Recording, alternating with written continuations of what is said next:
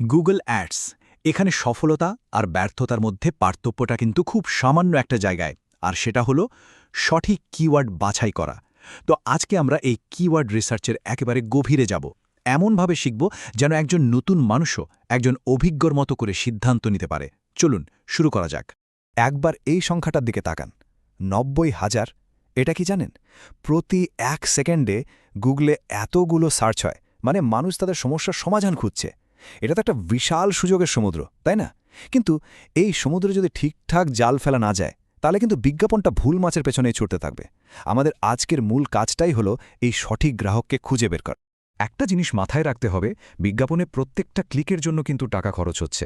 এখন প্রশ্নটা হলো, এই যে টাকাটা খরচ হচ্ছে, এর বিনিময় কি সঠিক মানুষের কাছে পৌঁছানো যাচ্ছে? যাদের আসলেই আমাদের পণ্য বা সেবাটা দরকার, ঠিক তাদেরকেই খুঁজে বের করার যে পদ্ধতি, সেটাই হলো কিওয়ার্ড রিসার্চ। আচ্ছা, তাহলে আজকে আমরা ঠিক কি বিষয় নিয়ে কথা বলবো?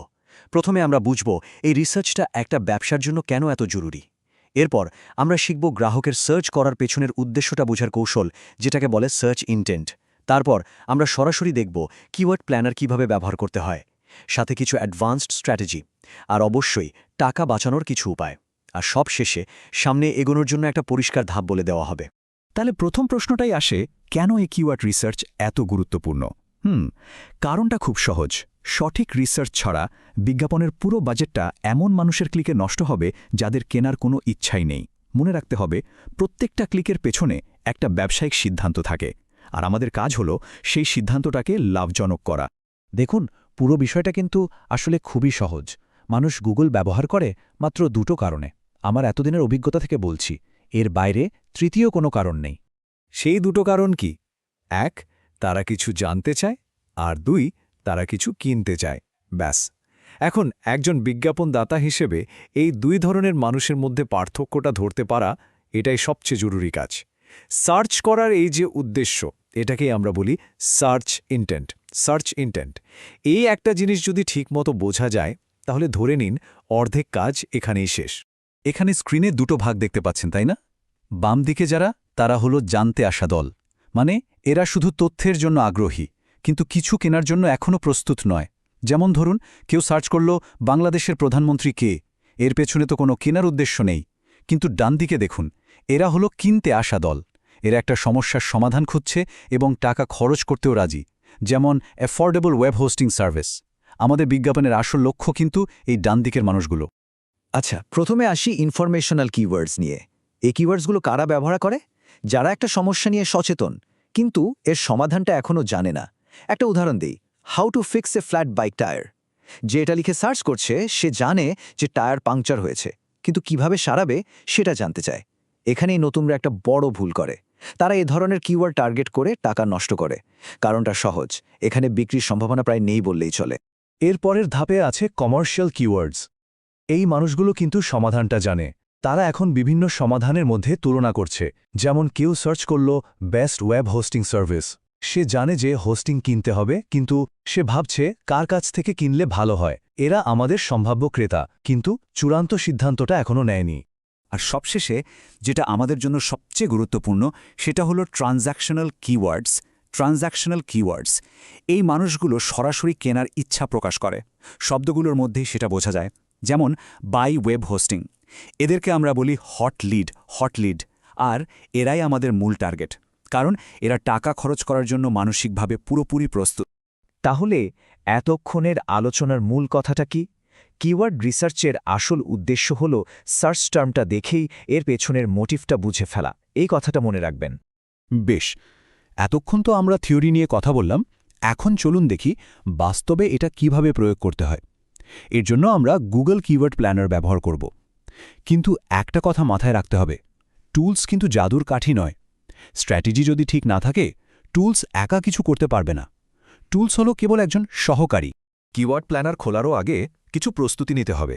এটাকে আমি বলি ইন্টেলিজেন্স গ্যাদারিং। ১, ক্লায়েন্টের অ্যাডস অ্যাকাউন্টের অ্যাক্সেস লাগবে, কারণ পুরনো ডেটা আমাদের পথ দেখাবে।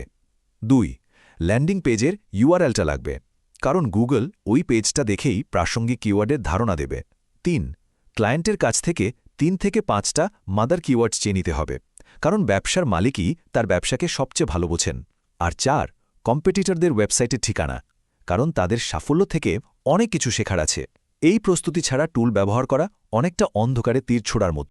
টুলে সব তথ্য দেওয়ার পর অনেকটা এই রকম একটা টেবিল দেখা যাবে। এখন নতুনরা এখানে একটা সাধারণ ভুল করে। তারা অ্যাভারেজ মান্থলি সার্চেস কলামের দিকে তাকায় আর যেটার সার্চ সবচেয়ে বেশি সেটা নিয়ে কাজ শুরু করে দেয়। যেমন বেস্ট পাপি ফুড ব্র্যান্ডস, এর সার্চ ভলিউম অনেক বেশি, কিন্তু আমাদের ফোকাস করতে হবে ইনটেন্টের দিকে। ভালো করে দেখুন, buy grain free dog food, এটার সার্চ হয়তো কম, কিন্তু শব্দগুলো একদম পরিষ্কারভাবে কেনার ইঙ্গিত দিচ্ছে। মনে রাখবেন, কম সার্চ কিন্তু নিশ্চিত ক্রেতা, এটাই হলো স্মার্ট স্ট্র্যাটেজি। আচ্ছা, বেসিকগুলো তো বোঝা গেল। এবার তাহলে একটু অ্যাডভান্সড স্ট্র্যাটেজি নিয়ে কথা বলা যাক, আর সেটা হলো নিজের কম্পিটিটরকে কিভাবে নিজের সুবিধার জন্য কাজে লাগানো যায়। দেখুন, নিজের ব্র্যান্ডের নামে বিজ্ঞাপন দেয়াটা অনেকটা নিজের দুর্গ রক্ষা করার মতো।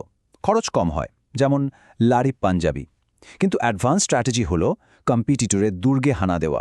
মানে যখন কোনো কাস্টমার আড়ং পাঞ্জাবি লিখে সার্চ করছে, ঠিক তখন তার সামনে নিজের বিজ্ঞাপনটা নিয়ে আসা। হ্যাঁ, এতে খরচ একটু বেশি হবে, কিন্তু একবার ভাবুন, সবচেয়ে বড় প্রতিযোগীর প্রায় নিশ্চিত একজন ক্রেতাকে একেবারে শেষ মুহূর্তে নিজের দিকে নিয়ে আসা হচ্ছে। এটা একটা হিসেব করে নেওয়া ঝুঁকি, আর খুবই শক্তিশালী একটা চাল। এবার আসা যাক খুব জরুরি একটা বিষয়, টাকা বাঁচানোর কিছু টিপস।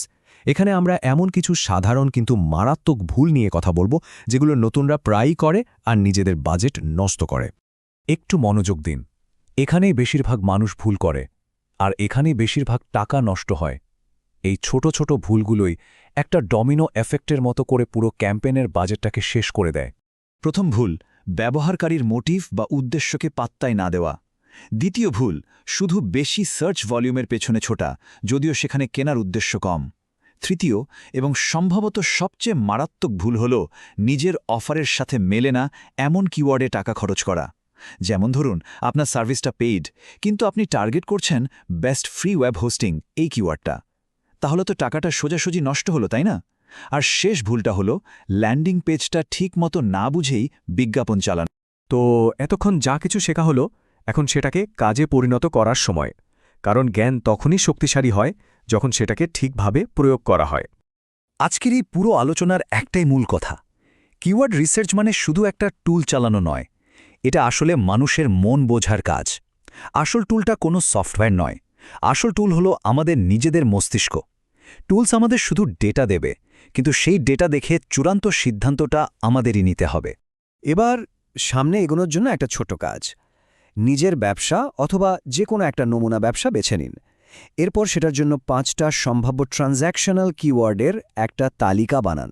শুধু ভাবুন, যে মানুষটা কেনার জন্য একদম তৈরি, সেটি কোন কোন শব্দ ব্যবহার করে গুগলে সার্চ করতে পারে।